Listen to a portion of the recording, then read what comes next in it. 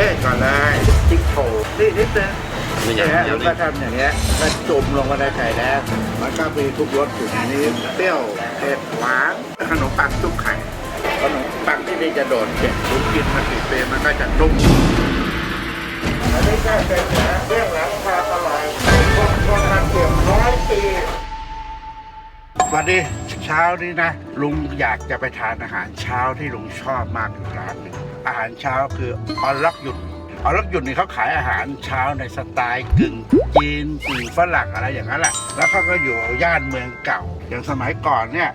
เขาเรียกกาแฟเฉลิมกรุงมันจะมีพวกวัยรุ่นน่ะอย่างพระเอกหนังรุ่นเก่าๆอย่างสรพงษ์ชาตรีอะไรเงี้ยก็จะมานั่งเตะจุยในร้านกาแฟร้านเนี่ยฮะแล้วก็ที่จอดรถค่อนข้างยากหน่อยฮะเพราะว่าเขาอยู่ริมถนนเลยเดี๋ยวจะถึงแล้วเดี๋ยวลุงจะบอกอีกทีว่า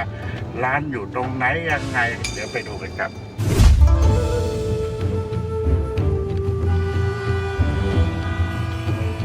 มาที่แม่งเนี่ยรถติดฮะเนี่ยแน่นอนเลยเห็นฮะรถติดแต่ด้วยความอยากกินอ่ะแล้วก็มากันที่นี่เลยได้แล้วที่เห็นป้ายนั่นนะคือร้านกาแฟออกรถออนล็อกยุนปัญหาที่จอดรถกันเองถ้าจะจอดตรงนี้ต้องบอกก่อนนะมาช่วงเช้าเพราะเดี๋ยวพอสายปุ๊บเนี่ยย่านขายปืนนั่นแหละเขาว่าจะเจ้าของรถจะมาจอดประจำแต่ที่นี่ไม่มีนะเลยไปนิดเดียวได้ถูกโอสยามแน่นอน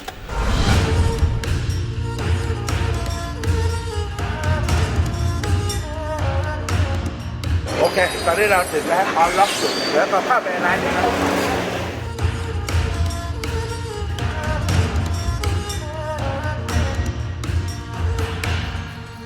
จากเช้ามาเนี่ยรถติดมากแล้วก็จอดรถยากตอนนี้ลุงก็มาถึงที่ร้านแล้วนะถ้าไม่อยากลำบากแบบลุงนะเปิดแอปใหม่ชื่อแอปโรบินฮูดซึ่งข้อดีของเขาคือราคาอาหารที่เท่ากับหน้าร้านแล้วก็ปริมาณอาหาร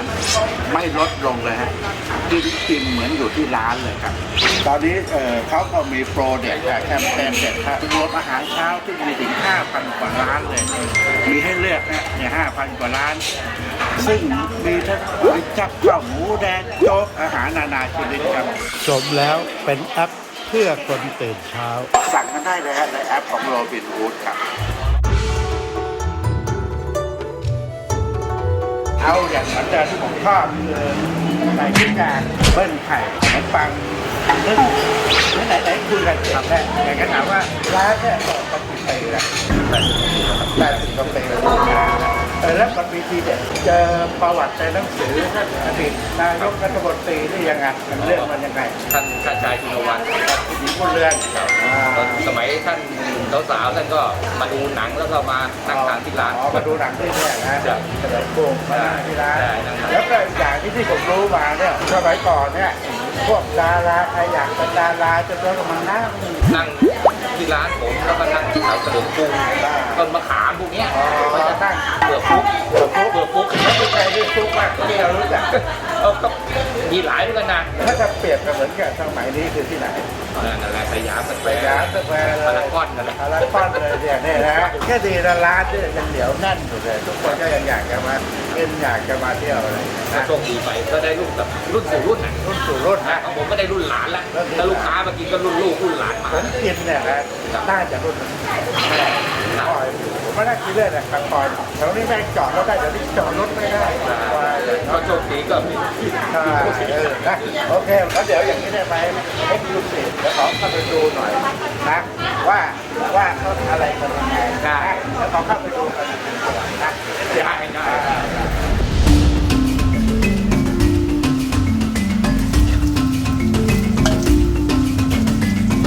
นี่ก็เป็นเรื่องหลังความอร่อยที่คงทนมาเกือบ100 ปี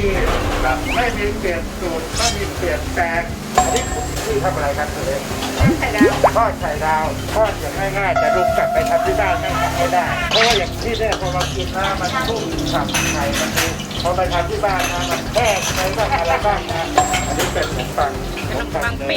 านเลยยังคงรักษาไว้ได้เลยขึ้นเตาถ่านยังอยู่นะกาแฟก็ยังแบบเก่ากาแฟโบราณเป็นสูตรโอเคงั้นเดี๋ยวลุงขอตัวไปกินก่อนแล้วกันครับ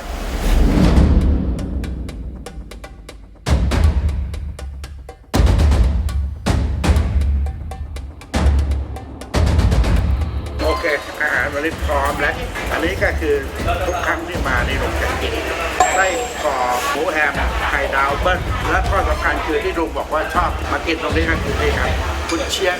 ที่อื่นเขาไม่ทำลุงถึงบอกว่ามันเป็นการกินอาหารเช้าแบบไทยจีนครับวิธีกินของลุงแบบนี้ครับนะฮะลุงก็เล่นด้วยมะเขือเทศก่อนเลยจุ๊บๆแล้วก็นี่เลยทีเด็ดของลุงจิ๊กโถนี่นิดนึง นี่ นี่ ยัง ฮะ เดียว ลุง นี่ ก็ทำอย่างนี้ยไก่แตกนะฮะสไตล์ลุง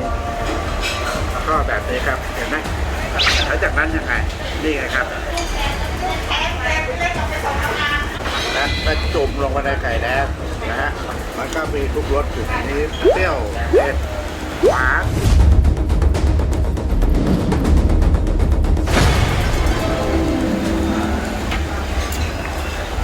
จะกินเนี่ยลุงก็ชอบใส่ไปเลยกวนเจียนมีไก่มีไส้กรอกมีเบคอนและรสชาติมันจะมีพร้อมกับซอสที่ลุงใส่แล้วเปรี้ยวเผ็ดแล้วก็หวานนิดๆ3 อย่างรสชาติมันจะกลมกลืนอร่อยลงตัวครับลองใช้สูตรดีๆแล้วกินเพลินอันนี้ก็เป็นขนมปังจุ๊บไข่ซึ่งเมนูเนี้ยที่อื่นไม่ค่อยมีใครทำขายกันมีมาที่นี่อย่างเดียวครับอันนี้ไม่ต้องจิ้มอะไรเลยเข้าเปรี้ยวๆเนี่ยอร่อยส่วนอันนี้ก็คือเป็นไข่แฮมแซนด์วิชแล้วก็มีส่วนผสมของน้ำปลาไข่แฮมอันนี้ลุงคิดว่ามันเป็นเหมือนแซนด์วิชโบราณที่สมัยนั้นนะเขาทำกันอย่างเงี้ยแล้วก็จิ้มซอสหน่อยซอสที่ตะกี้ทางร้านให้มาผสม3 อย่างครับซอสมะเขือเทศซอสสีราชาแล้วก็ซอสเปรี้ยวไก่งวงครับส่วนอันนี้เป็นขนมปังสังขยาดมขนมปังที่นี่จะโดดเด่นมากเลยลุงกินมา10 ปีมันก็จะนุ่มตลอดเวลาจิ้มกับสังขยานะที่เขาขนมสดมานะฮะนี่นะเพราะฉะนั้นมันจะมีความหอมในตัวมันเองอย่างมันลงตัวจริงๆครับส่วนนี้ก็คือเมนูสุดท้ายเบสิกขนมปังเนยน้ำตาลครับมันอร่อยอยู่แล้วแต่ลุงขอนี่หน่อยละกันนะฮะได้เป็นขนมปังเนยนมแล้วก็น้ำตาล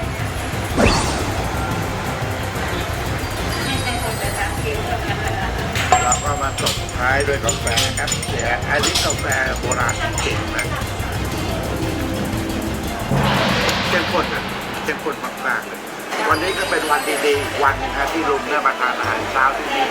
แต่ถ้าใครไม่อยากลำบากขับรถติดอะไรมาเงี้ยลองไปเปิดที่แอปโรบินฮูดดูครับซึ่งอาหารเขาราคาเดียวกับหน้าร้านแล้วก็ปริมาณอาหารเท่ากับที่ร้านและยิ่งตอนนี้มีแคมเปญเลยคือ 5,000 ร้านที่เปิดให้สั่งได้กันตั้งแต่ตี 4มีทั้งโจ๊กก๋วยจั๊บลาดอะไรต่างๆนานาอาหารเช้าเนี่ยลองไปเปิดกันดูครับโอเควันนี้ลุงก็ขอกินต่อแล้วกันครับ